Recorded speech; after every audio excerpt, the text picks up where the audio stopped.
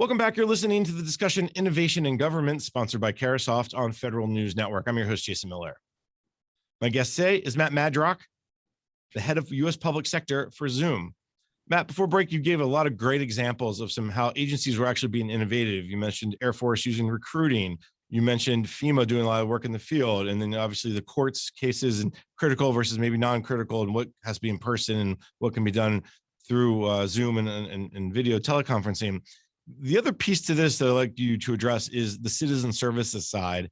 I think that also got a huge boost during the pandemic because all of a sudden people couldn't go in person to a Social Security office. You couldn't go to a farmers and USDA and get a loan in person. Everything had to be done online. And I think they found that much easier too, for the same reasons. You don't have to leave your house. Appointments were easier to get. What did you see from a citizen services, citizen engagement perspective? A great question, Jason. So around citizen engagement, a couple of different things. We saw as not just the federal, but state and local governments also transitioning in. We saw hearings that were occurring, and typically people would have to go into a location to watch a hearing.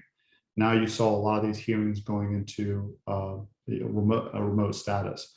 So we've seen just a tremendous growth around that piece of it, which ties in citizens and talking to our customers, is that in remote hearings, even some states are actually mandating that going forward, they're going to do that because they were getting more people attending these type of meetings.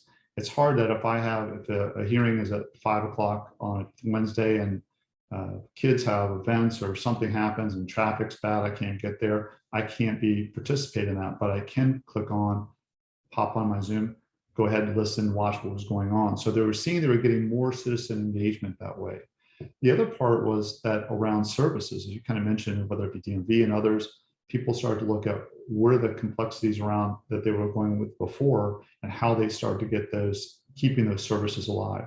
Think about though, is in this whole environment, the innovation, before, if it was bad weather, traffic or other things, that may impact citizen engagement.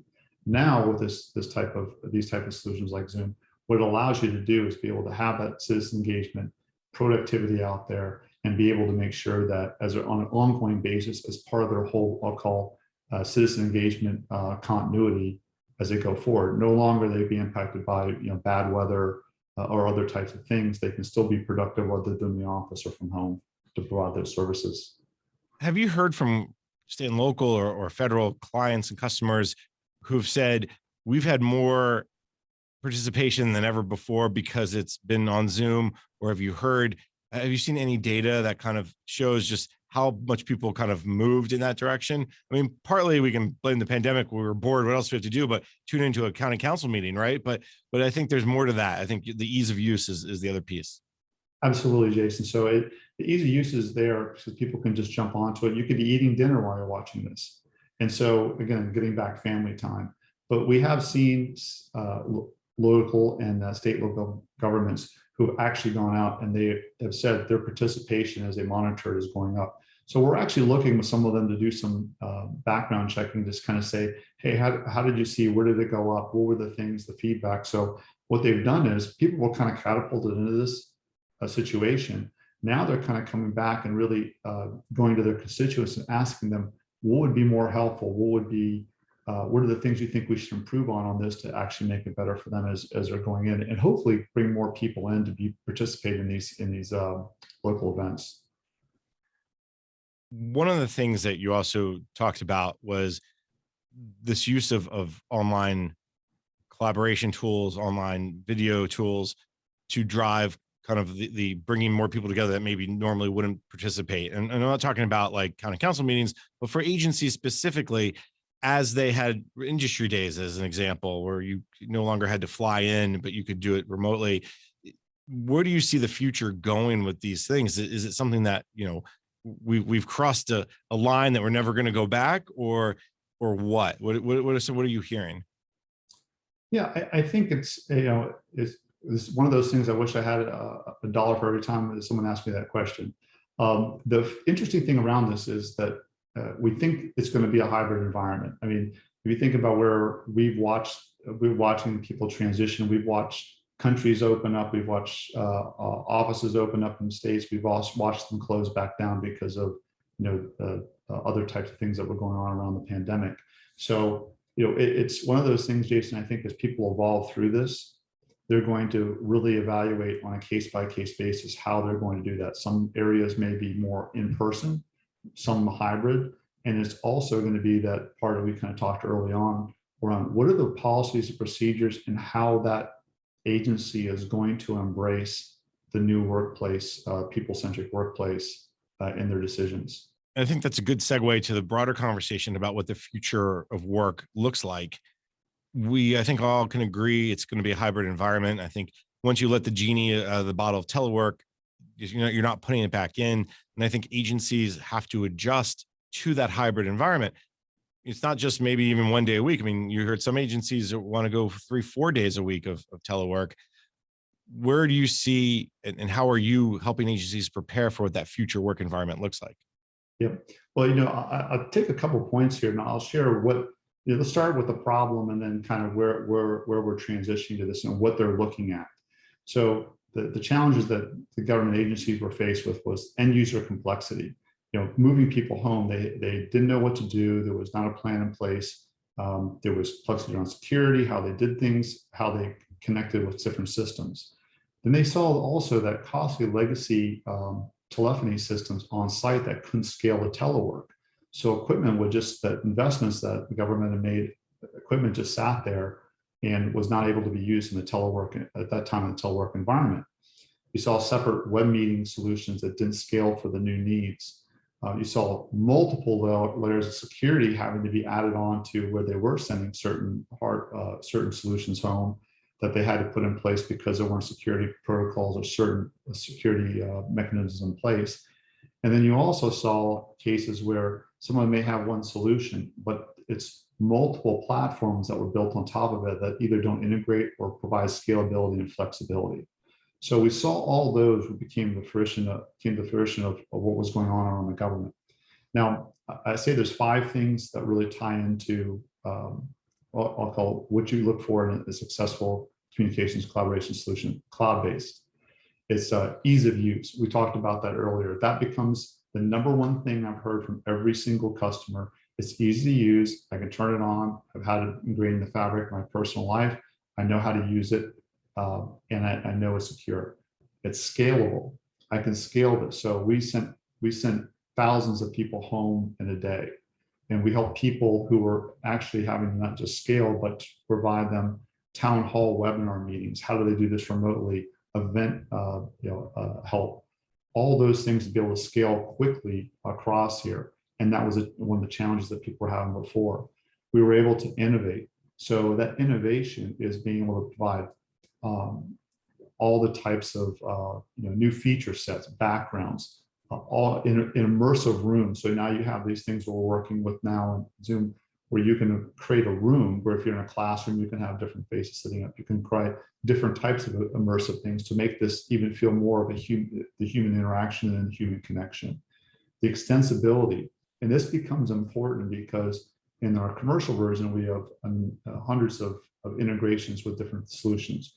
We are also working on our Zoom for Government platform to actually get integration with other FedRAMP solutions. So think about the fact that not only we do this here, but if I have a FedRAMP version investment of another solution I use, and I can integrate 2 solutions together, that's automating the process. That's making it easier for them. We've seen this in our healthcare side. We're integrated into our Epic solution. We have Zoom. So people, when telehealth took off, we went from hundreds of thousands, the hospitals went from hundreds of thousands to millions of interactions in a day. And that integration made such a huge impact even before the pandemic, but it really was exacerbated during the pandemic, and be able to scale into that. And then we talk about security, whether it's end-to-end encryption, enhanced encryption around there, and making sure that security solution is secure. And a little bit, we talk about security. We talked a little bit about FedRAMP.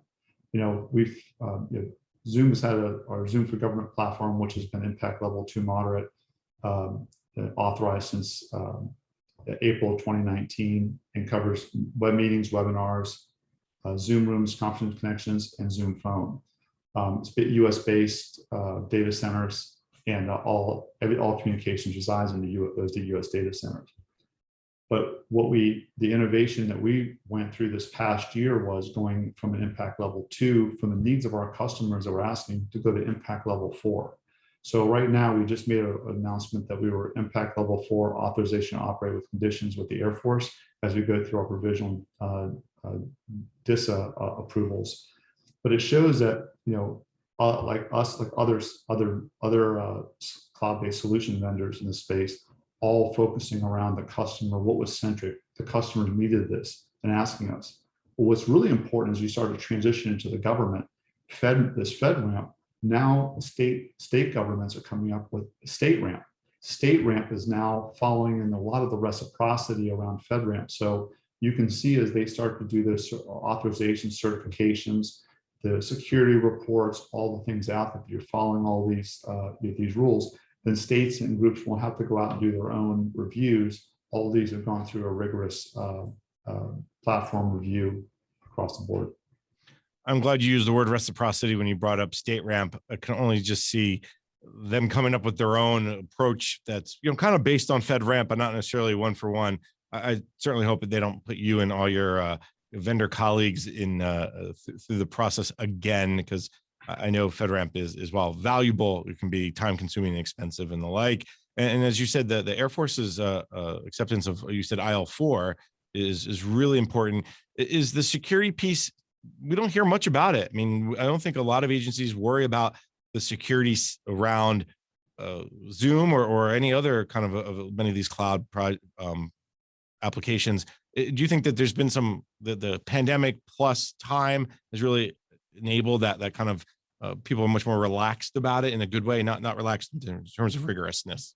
I think people did their due diligence, and there was difference of what was shared out in the news versus what was reality. And I think the fact is that being able to the due diligence, the SOC reports, all the things out there, and to go through this rigorous process to go to impact level 4, to provide for official use only or controlled unclassified information is pretty significant. So as we go through that, and the great partnership with the Air Force around that, as we went through that process and working with DISA allows us to do that. And really kind of adding, Jason, to your part on reciprocity, the good news is, and we know FedRAMP, StateRAMP are working really closely together. So a lot of this reciprocity that they're going to look at using third-party authorizing organizations to make sure and validate that information so they can bring vendors on. This will be a real key to accelerate StateRAMP and people getting on that and then being able to use that as a platform. I know there's a lot more to talk to, but unfortunately, Matt, we're out of time for today. So let me thank my guest. Matt Madrock is the head of U.S. Public Sector at Zoom. Matt, thanks so much for taking the time today. Thank you, Jason, for your time. I appreciate the opportunity to be here. I'm Jason Miller, and you've been listening to the discussion Innovation in Government, sponsored by Carahsoft on Federal News Network. For more on this discussion, visit federalnewsnetwork.com and search innovation.